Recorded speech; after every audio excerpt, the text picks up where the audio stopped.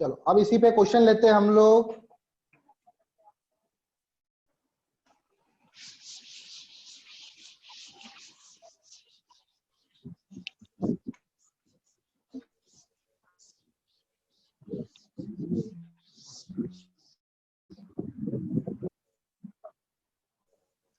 मैंने एक स्प्रिंग ली, इस स्प्रिंग का स्प्रिंग कांस्टेंट है के और इसकी लेंथ है एल। स्प्रिंग कांस्टेंट है के और लेंथ है L. Now this spring is cut in the length ratio 2:3। Now spring is cut in the ratio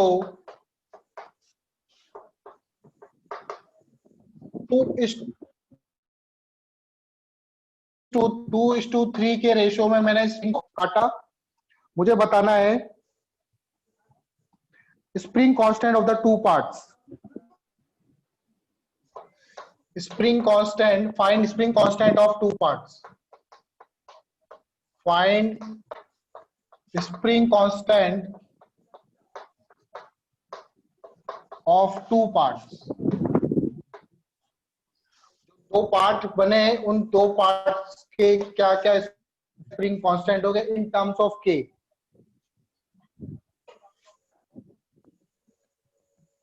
question solve करते हैं हम लोग। तो मैंने स्प्रिंग को क्या करा, दो पार्ट में कट कर दिया। ठीक है, ये पार्ट हो गया 2, ये हो गया 3। 2:3 लेंथ इसकी एल। तो देखो 2:3 के रेशियो में मैंने इसको काट दिया। ठीक है, तो K1 into K2, K1 L1 equal to होता है K2 L2। ठीक है, और इक्वल टू होगा K इंटू L। तो K1 को आपने बोला, ठीक है, K1 L1 कितना हो गया 2, K2 और ये हो गया L2 आपका 3। तो यहां से आ गया 2K1 इक्वल टू 3K2। ठीक है, 2K1 इक्वल टू 3K2 आ जाएगा। ठीक है, लेकिन मुझे K1 K2 चाहिए, इन टर्म्स ऑफ K चाहिए। तो इन टर्म्स ऑफ K कैसे निकालेंगे हम लोग? तो देखो आपको L1 अपॉन L2 का रेशियो दे रखा है। L1 अपॉन L2 कितना है रेशियो? 2:3। उसको कंपोनेंट और डिविडेंड करना आता है आपको। L2 को ऊपर मल्टीप्लाई करो, L1 plus L2 upon L2, 2 plus 3 divided by 3। मैंने क्या करा, न्यूमरेटर को ऊपर दोनों तरफ प्लस कर दिया, सॉरी डिनोमिनेटर को न्यूमरेटर में प्लस कर दिया दोनों तरफ। तो L1 प्लस L2 क्या है? ये लेंथ L1 है, ये लेंथ L2 है। तो L1 प्लस L2 क्या है? टोटल। तो total length upon L2 equal to 5/3। तो L2 कितना हो जाएगा? को अभी रब कर देता हूं। तो L2 कितना हो जाएगा? तो देखो L2 आएगा वहां से 3L।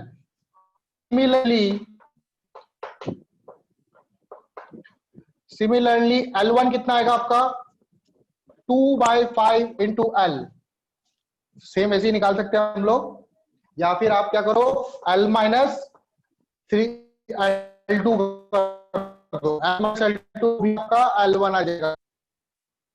ठीक है, पूरी लेंथ से L2 माइनस करो तो L माइनस 3/5L करोगे 2/5L हो जाएगा। अब चलो, अब ये वाला रिलेशन यूज करो। K1 L1, L1 कितना है आपका? L1 है 2/5L, 2/5L। K1 L1 equal to K into L। तो K इंटू L, L से L कैंसिल, तो K1 हो जाएगा आपका 5/2K। K1 कितना हो जाएगा? 5/2K। और K2 कितना हो जाएगा? Similarly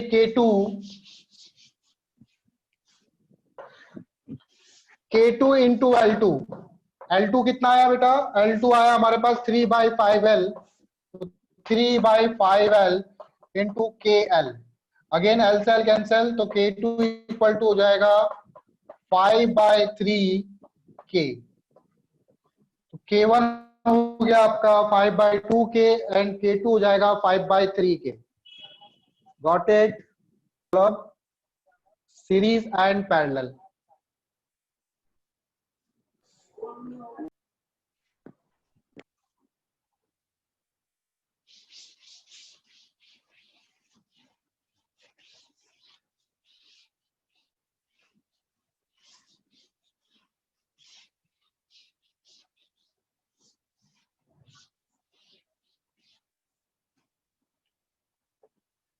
series and parallel. ठीक है, तो सबसे पहले हम लोग लेंगे सीरीज का एग्जांपल। कि सीरीज में देखो, मान लो ऐसे एक स्प्रिंग है,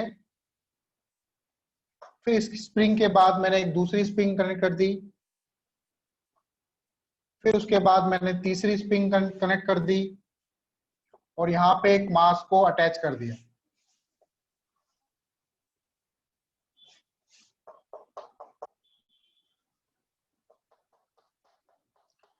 इस स्प्रिंग का स्प्रिंग कांस्टेंट है K1, लेंथ है इसकी L1। इस स्प्रिंग का स्प्रिंग कांस्टेंट है K2, लेंथ है L2।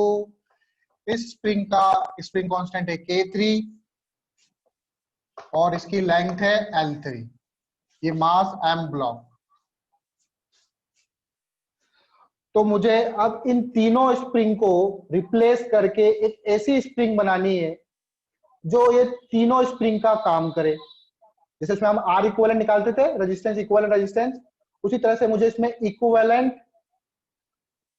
K इक्विवेलेंट निकालना है। सभी का इक्विवेलेंट क्या होगा? इक्विवेलेंट स्प्रिंग कांस्टेंट कितना होगा?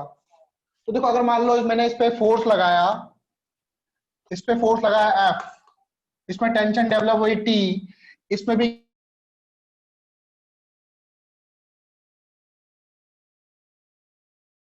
अलग अलग होगी या सेम होगी?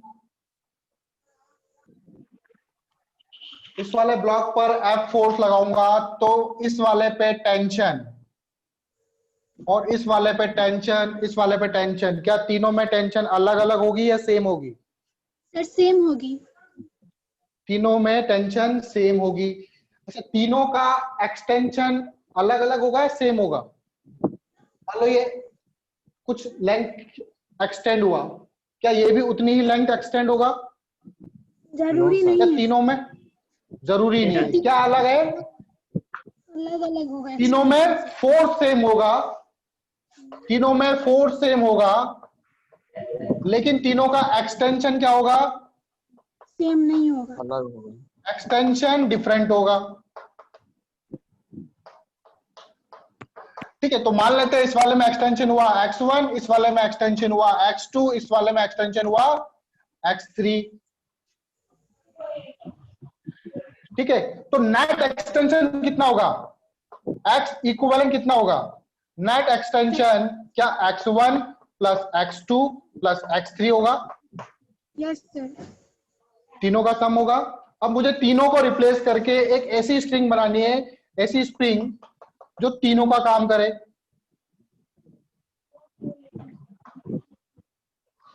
और इसमें जो एक्सटेंशन आएगा वो तीनों के बराबर होना चाहिए ना, x इक्विवेलेंट, और इसका k क्या होगा? k equivalent. और फोर्स कितना होना चाहिए? फोर्स तो वो F ही होना चाहिए। फोर्स तो क्योंकि सेम रहेगा, फोर्स तो सेम ही रहेगा। ठीक है, तो देखो F इक्वल टू, आपने क्या पढ़ा था? F इक्वल टू kx बताया था मैंने कभी? यस सर, बताया था। Yes sir. F equal to क्या लिख सकते हैं? F by k। तो इसको क्या लिख सकता हूँ? फोर्स अपॉन k इक्विवेलेंट लिख सकता हूं मैं। Yes sir. फोर्स तो सेम है। और x1 को क्या लिख सकता हूं? इस पे ही फोर्स सेम है, F by k1, F by k2, F by k3। Yes sir. तीनों के ऊपर फोर्स आ रहे हैं, सारे फोर्सेस कट जाएंगे कॉमन लेके, तो फाइनली आपके पास क्या आएगा? 1 upon k equivalent equal to होगा 1 by k1 plus 1/K2 plus 1/K3 and so on. जितने भी स्प्रिंग हो, अगर मान लो सीरीज में जुड़े हुए हो, तो आप इस फॉर्मूले से निकाल सकते हो। क्या ऐसा ही फॉर्मूला रेजिस्टेंस में आया था? Yes sir, Yes. Parallel. Yes, sir, parallel वाले के parallel लिए। में। तो यहाँ पे Parallel सीरीज में वाले one के लिए ये फॉर्मूला आया हमारे लिए। तो यहीं पे यहाँ पे हमारे पास सीरीज वाले के लिए ये वाला फॉर्मूला आया समझ में? Yes, sir. Yes, sir. ठीक है। अब आता है पैरेलल कनेक्शन। अगर हम पैरेलल में जोड़े स्प्रिंग को तो क्या होगा? तो के इक्विवेलेंट कितना आएगा देखते हैं।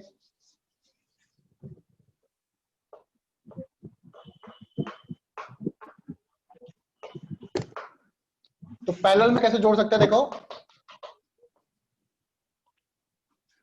ऐसे स्प्रिंग है और इस पे एक बड़ा सा ब्लॉक जोड़ दिया मैंने। इसका स्प्रिंग कांस्टेंट K1, लेंथ इसकी L1, इसका स्प्रिंग कांस्टेंट K2, इसकी लेंथ थी L2, इसका स्प्रिंग कांस्टेंट K3, इसकी लेंथ थी L3। अब इस ब्लॉक पे फोर्स लगा रहे हैं आप। अब तीनों स्प्रिंग में क्या फोर्स सेम मिलेगा? Yes, sir. फोर्स सेम रहेगा या एक्सटेंशन सेम रहेगा?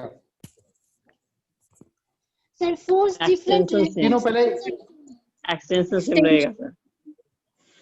एक्सटेंशन सेम रहेगा। तीनों पहले बराबर लंबाई के थे, ठीक है। फोर्स अलग अलग होगा, फोर्स अलग अलग होगा। ये इधर फोर्स लगा रहा होगा, ये इधर फोर्स लगा रहा है, इन सबका सम F के बराबर होगा, ठीक है। ये फोर्स होगा F1, ये फोर्स होगा F2, ये फोर्स होगा F3। तीनों में फोर्स अलग अलग होगा, F डिफरेंट होगा, सेम क्या होगा? Extension. एक्सटेंशन सेम होगा, ठीक है। एक्सटेंशन सेम होगा। एक्सटेंशन मान लो तीनों में एक्स हो रहा है। अब इनको रिप्लेस करके मुझे एक स्प्रिंग बनाना है।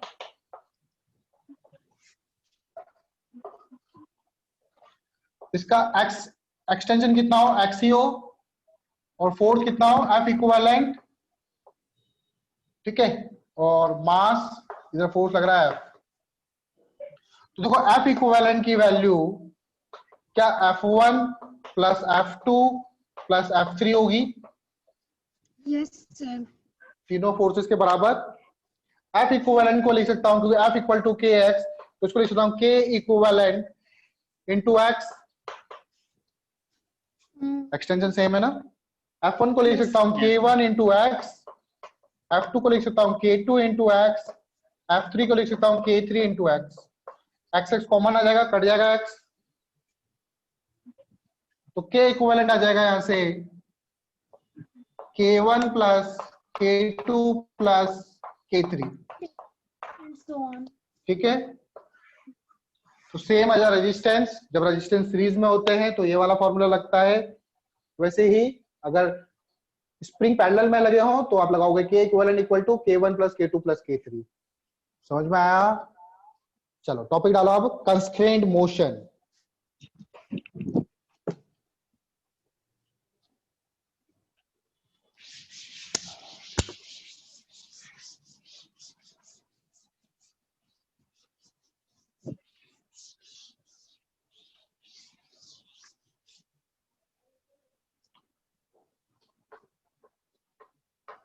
कंस्ट्रेंड मोशन, ठीक है। हम अलग अलग टाइप के कंस्ट्रेंट पढ़ेंगे, वेज कंस्ट्रेंट या उसको ब्लॉक कंस्ट्रेंट भी बोलते हैं। फिर उसके बाद हम लोग पढ़ेंगे रॉड कंस्ट्रेंट, फिर हम लोग पढ़ेंगे स्ट्रिंग कंस्ट्रेंट, ठीक है। तो देखो वेज कंस्ट्रेंट या ब्लॉक कंस्ट्रेंट में क्या होता है, पहले समझो थोड़ा सा इसको। नंबर 1 डालो वेज कंस्ट्रेंट। वेज मतलब वो ब्लॉक ही होता है, वेज कंस्ट्रेंट। वेज के अंदर लिख दो ब्लॉक, वेज कंस्ट्रेंट, ठीक है। सपोज करो मैंने 2 ब्लॉक ले लिए, एक ब्लॉक ए एक ब्लॉक बी। इन दोनों पे यहाँ पे ये सरफेस है, इस सरफेस पे दोनों कनेक्ट हो रहे हैं, ठीक है, ए और बी। अब मैंने क्या करा, इस पर फोर्स लगाया ए पर, तब जब मैं ए पर फोर्स लगाऊंगा तो बी भी ऑटोमेटिकली मूव करेगा।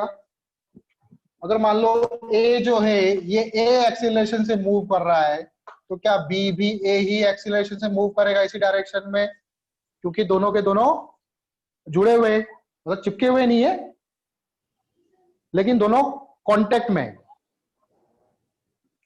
ठीक है, तो देखो ये जो लाइन है जिस सरफेस से जुड़ी हुई है, इसको क्या बोलते हैं हम लोग, जिन सरफेस से कनेक्ट है इसको हम लोग सरफेस ऑफ कांटेक्ट बोलते हैं ना, याद है, surface of Yes, sir. Contact. Contact. जब मैंने आपको नॉर्मल पढ़ाया था, नॉर्मल रिएक्शन, इसको क्या बोलते हैं, जिस सरफेस से दोनों जुड़े हुए हैं, दोनों सरफेस ये वाली, तो ये होता है सरफेस ऑफ कांटेक्ट। तो सरफेस ऑफ कांटेक्ट के परपेंडिकुलर लाइन खींचो, सरफेस ऑफ कांटेक्ट के perpendicular line, a line which is perpendicular to surface of contact.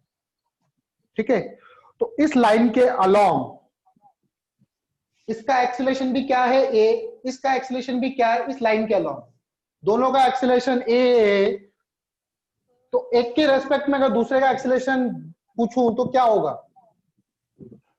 Relative motion पढ़ा ना आपने, acceleration of A with respect to B क्या होगा, जल्दी बताओ, अगर दोनों सेम डायरेक्शन में मूव कर रहे हैं तो 0 होगा। 0 होगा। तो यही बस कंस्ट्रेंट मोशन होता है कि सरफेस ऑफ कांटेक्ट के परपेंडिकुलर लाइन के अलोंग रिलेटिव मोशन हमेशा 0 ही आएगा अगर दो ब्लॉक कांटेक्ट में है तो रिलेटिव मोशन, क्योंकि दोनों relative motion along perpendicular line to surface of contact, SOC surface of contact is 0।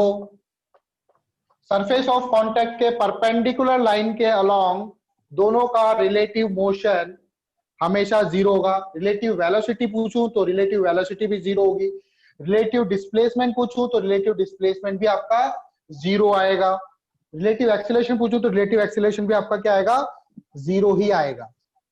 ठीक है, तो इस लाइन के अलोंग सभी चीज 0 आएगी, ए रिलेटिव तो 0 है ही, साथ में रिलेटिव वेलोसिटी भी 0 आएगी, डिस्प्लेसमेंट रिलेटिव भी 0 आएगा। सपोज करो इसको मैंने फोर्स लगाया, ये मूव करा 3 मीटर, ये यहां पे आ गया और ये यहां पे आ गया, तो ए ने मूव करा 3 मीटर, तो बी ने कितना मूव करा, तो बी ने भी 3 मीटर मूव करेगा, तो दोनों का रिलेटिव एक्सेस डिस्प्लेसमेंट कितना हुआ, 0। ठीक है, तो दोनों का रिलेटिव डिस्प्लेसमेंट 0 होगा, रिलेटिव वेलोसिटी 0 होगी और रिलेटिव एक्सीलरेशन 0 होगा। आई बात समझ में? Yes.